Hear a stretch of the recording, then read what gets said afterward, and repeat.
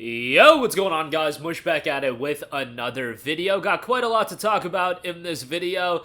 A big free title has gotten a big update, and it's a game that I sunk an absurd amount of time into back in the day. I mean, it was just only been a couple years, not even 2 years since Halo Infinite dropped. But now Season 5 has come out, and a lot of positive momentum, all things considered, attached to Halo Infinite. We'll talk about that as the player base has seen a little bit of a surge as well. Battlefield 2042 also seeing a little bit of a surge. It just came off a free weekend period, heavily discounted alongside the entirety of the Battlefield franchise. We'll talk briefly about that and a couple of other Steam deals that are running that I thought were well worth a mention, so we'll get to that. But first of all, Halo Infinite Season 5 Reckoning has officially launched. A Reckoning has come. Season 5 of Halo Infinite is here. The free Season 5 Reckoning update brings with it a vast amount of new content. 2 new maps, Halo 4's extraction mode, reimagined multi-core helmets, a new 50-tier premium battle pass that never expires, alongside 2 operations, flood-themed customization, the Bandit Evo, and more. Also featured in this update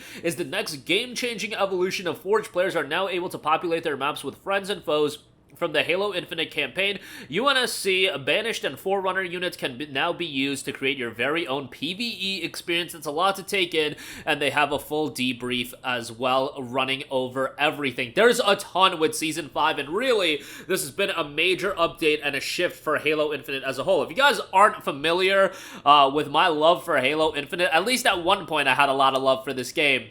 When it initially came out, I was sinking an absurd amount of time into it. Was it bare bones in content? Oh, you damn right it was. It did not have a lot of longevity attached to it, but for some reason, I was in the mood for a game like Halo, and it just clicked with me, and I sunk over 200 hours into the game. Since then, and since my initial wave of Halo Infinite interest, it has really tapered off, and I'm not playing it that much these days. I don't even have it installed on my PC right now, actually, but I probably will reinstall it at least to check out Season 5 Reckoning, and it does seem like there's a lot of positive opinions on this, and in fact, the Steam player base did surge all the way up to 18,000. Now, 18,000 isn't that high of a number if you actually want to know the all-time peak for the game when it came out, and I know that's not a good comparison point. I'm always the one saying that you know, the articles you read, 95% of the player base is gone, and yes, that is a problem with a multiplayer game like this, but, you know, comparing the all-time peak isn't necessarily a good idea, but 18,000 was the 24-hour peak. The all-time peak 2 years ago was 272,000, where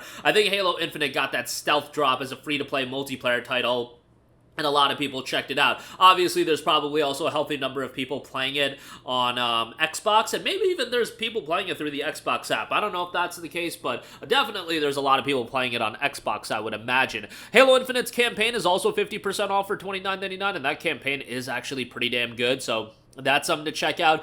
But yeah, if you want to jump back into Halo Infinite, now's probably as good of a time as ever, and good on, you know, them for sticking with it and continuing to roll out new content. Again, you've got some new maps, you've got the extraction game mode, the helmets, new content, rewards, the battle pass if you're into that, and then the Forge tools, I think, is the biggest thing that people are really gonna have some fun with, and Forge has always been a big component of Halo Infinite, or excuse me, of Halo in general.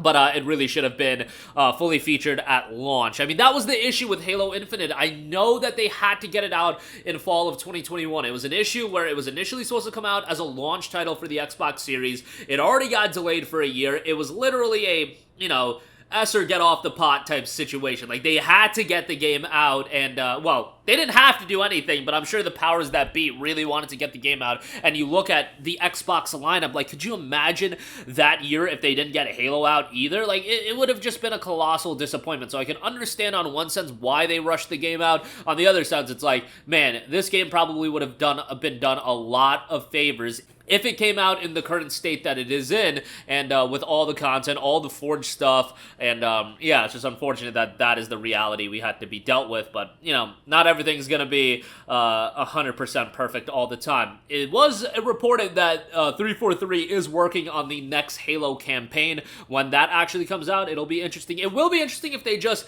you know, carry on over Infinite's multiplayer into the next Halo campaign, and the campaign is once again like a standalone, buyable experience. That's probably what they're gonna do. At least that's what I would imagine, since they are rolling out these consistent updates. Why just scrap everything and start from scratch? Like, that doesn't make any sense, but there you go with that.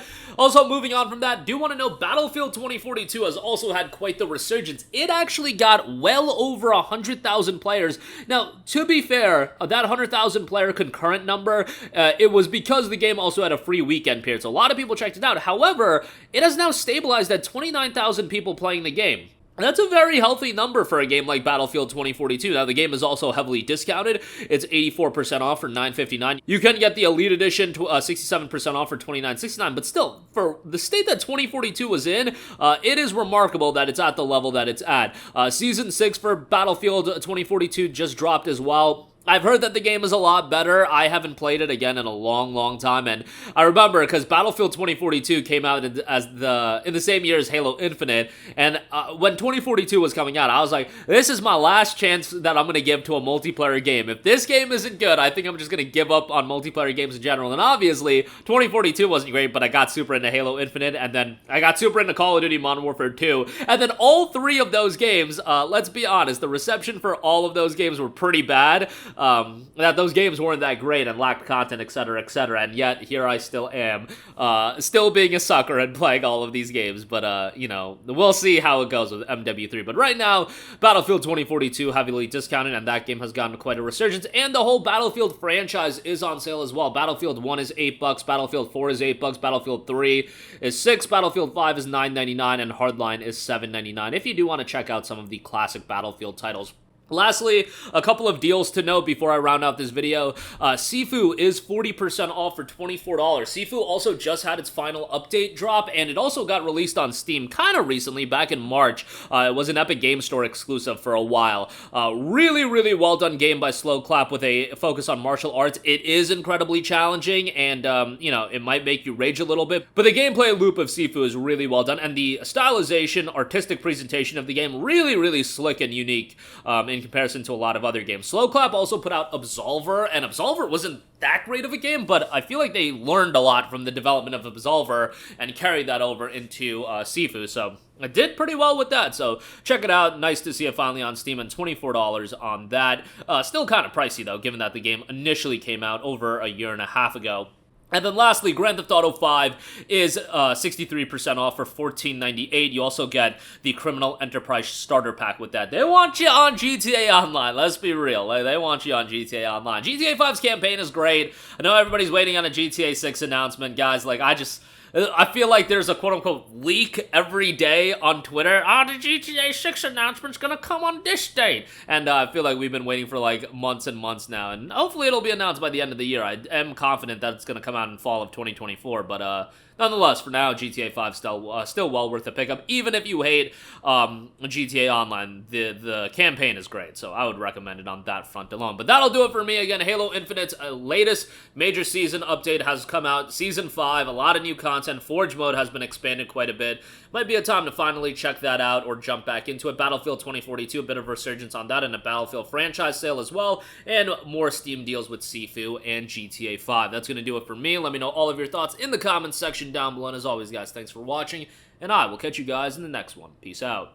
Hey, what's going on, guys? Mush here again. Hope you enjoyed the video. As you guys might know, YouTube's notification system is sometimes a little bit wonky, even if you're subscribed to the channel. Maybe you're not abundantly aware that I uploaded a video. To remedy that situation, make sure you hit the bell notification button. This way, whenever I upload a new video, and I try to upload as consistently as possible, you will be notified directly of the upload, and you can watch it as soon as it goes live. I would really appreciate if you guys hit that button so you can stay up to date with all of the content I'm posting. But as always, guys, thanks for watching, and I'll catch you guys in the next one. Peace out.